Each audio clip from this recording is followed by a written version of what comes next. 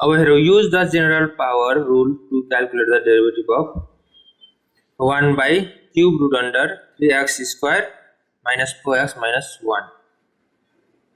अब यसको डेरिभेटिभ पत्ता लगाउन सुरुमा यो जुन रुट छ यसले रुटलाई हटाउनु पर्छ सुरुमा रुट हटाउँदाखेरि minus 4x minus कति लेख्न सकियो त 1 by 3 लेख्न सकिन्छ। त्यसैगरी यसलाई अब माथि लाँदाखेरि के हुन्छ त 3x square minus 4x minus 1 को minus 1 by 3 हो। अब हामी यसलाई डेरिभेटिभ गर्छौं। डेरिभेटिभ गर्दा d3x square minus 4x minus 1 को power minus 1 by 3 divided by dx equals to d3x square minus 4x minus 1 को power minus 1 by 3 divided by base हामीले मिलाउनु पर्ने हुन्छ त्यही भएर 3x square minus 4x minus 1 into d3x square minus 4x minus 1 यो यहाँ लेखिदिए divided by dx। त्यसैगरी यसको अब डेरिभेटिभ गर्दाखेरि minus 1 by 3 3x square minus 4x minus 1 को पावर minus 1 by 3 minus 1 हुन्छ into अब यसको डेरिभेटिभ गर्दा 3x square by dx minus 4 dx by dx minus 1 हुन्छ। त्यसैगरी minus 1 by 3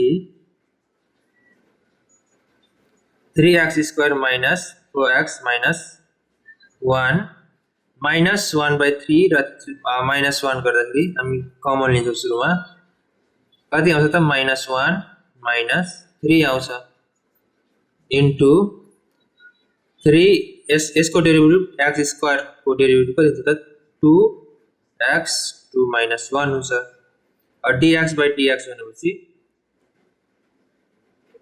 कति हुन्छ त 1 हुन्छ।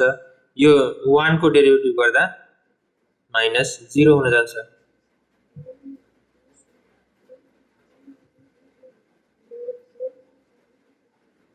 equals to minus 1 by 3 3x square minus 4x minus 1 minus 3 गर्दाखेरि minus 4 by 3 हुन्छ into 3 to the 6 x minus यहाँ 4 पनि थियो 4 into 1 हुन्छ यसमा d by dx लेख्दा भयो त्यसरी minus 4 हुन्छ।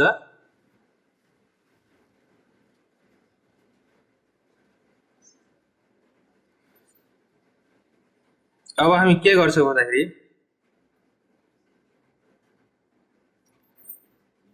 minus 1 by 3 यो जुन 6x minus 4 जुन छ त्यसलाई अगाडि लेख्छौं र 3x square minus 4x minus 1 minus 4 by 3 लेख्छौं। यति गरिसकेपछि यसलाई हामी पावरलाई पोजिटिभ बनाउँछौं। पोजिटिभ बनाउनलाई के गर्नुपर्छ भन्दा minus 1 by 3 अब यो दुईटाबाट के कमन आउँछ त हाम्रो कमन आउँछ 2 कमन आउँछ 2 कमन लिँदाखेरि कति हुन्छ त 3x minus 2 त्यसैगरी डिभाइड बाइ यसलाई मुनि लाँदाखेरि 3x square minus 4x minus 1 को पावर 4 by 3। अब यसलाई फेरि रुटमा कन्भर्ट गर्दाखेरि minus 2 3x minus 2 divided by 3 root under cube 3x square minus 4x minus 1 को पावर कति हुने हो त 4। यो हाम्रो के हो त answer. Use general power to find the derivative of 1 divided by root under x plus a plus root under x minus a। यसको डेरिभेटिभ गर्नुभन्दा अगाडि हामी अलिकति यसलाई सिम्प्लिफिकेसन गर्छौं। सिम्प्लिफिकेसन गर्दा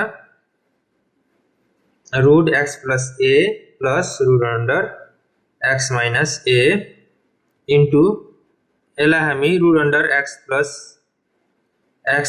a minus root under x minus a ले multiply र डिभाइड गर्छौं। x plus a minus x minus a। अब यो 1 into यो यति गर्दाखेरि कति हुने भयो त? जतिको त्यति हुने भयो भनेपछि root under x plus a minus root under x minus a हुने भयो divide by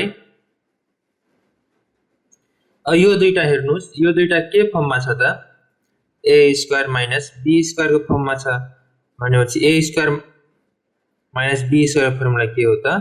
a plus b a minus b हो यो फर्ममा भएको कारणले हामी यसलाई यो दुईटालाई डाइरेक्ट कसरी लेख्न सक्छौं भन्दाखेरि x plus a को whole square minus x minus a को होल स्क्वायर।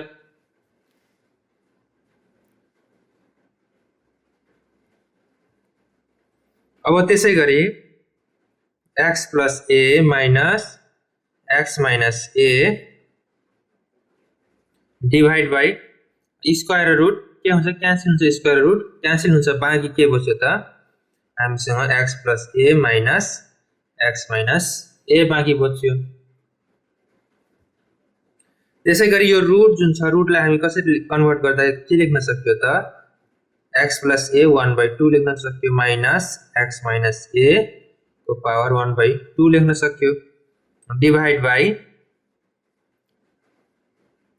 यहाँ अब के छ हामीसँग x plus a छ माइनस x plus a यानी माइनस प्लस माइनस भयो माइनस माइनस यहाँ प्लस भयो।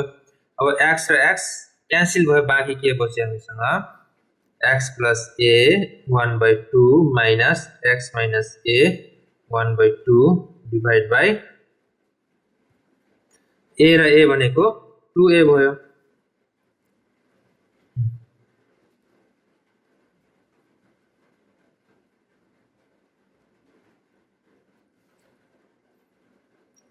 अब के त भन्दाखेरि यो 2a छ नि यसलाई हामी बाहिर राख्छौं किनभने यो कन्स्ट्यान्ट हो। अब x plus a को पावर 1/2 र x minus a को पावर 1/2 हो यसको डेरिभेटिभ गर्छौं। यसको डेरिभेटिभ गर्दाखेरि 1/2a मैले बाहिर राख्दिए। अब यसलाई कसरी लेख्न सक्यो त? dx minus a को power 1/2 by dx minus a को पावर 1/2 बाइ dx लेख्न सक्यो। त्यसैगरी 1/2a dx को पावर x minus a को 1/2 अब बेस सेम मिलाउनु पर्यो भनेपछि x minus a यहाँ थपिदिनु पर्छ dx minus a by dx minus a को पावर 1/, यहाँ माइनस छैन यसमा प्लस छ त्यही भएर यहाँ चाहिँ प्लस x plus a यहाँ चाहिँ x minus a by dx into dx minus a by dx।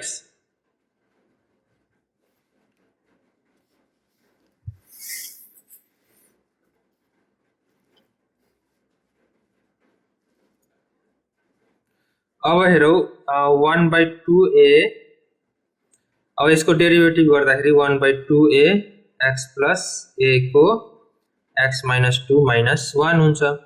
अब यसको डेरिभेटिभ गर्दाखेरि कति हुन्छ त?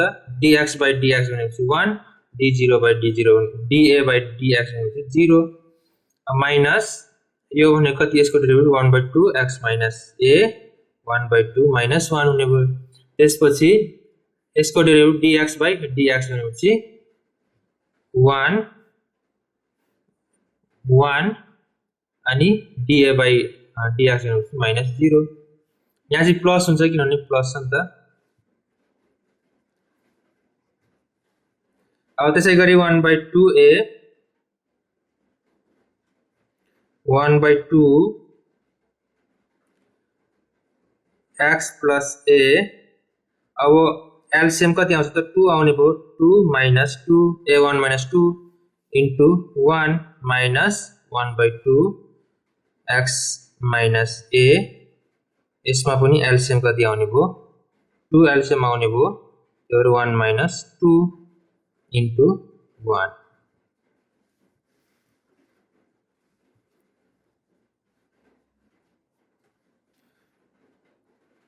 अब त्यसैगरी यो 1/2 1/2 सेम छ त्यो यसलाई चाहिँ हामी बाहिर गरिदिन्छौ इन्टु 1/2 बाहिर आउँछ बाँकी के बच्यो त x plus a minus 1/2 minus x minus a minus 1/2 बाँकी बच्यो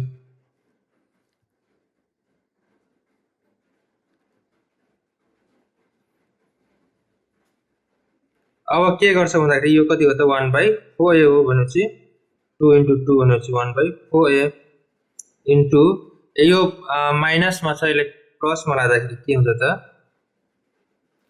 1 divided by x plus a minus 1/2 minus 1 divided by x minus 2 यहाँ प्लस हुन्छ प्लस 1/2 हुन्छ को ब्रैकेट अब त्यसैगरी 1/4a into 1 by यसलाई रुट अन्डरमा लेख्दाखेरि x plus a minus 1 by x minus a को रुट अन्डर त्यसैगरी 1/4a यसलाई 1 by root under x plus a minus root under x minus a ये हाम्रो के हो त आन्सर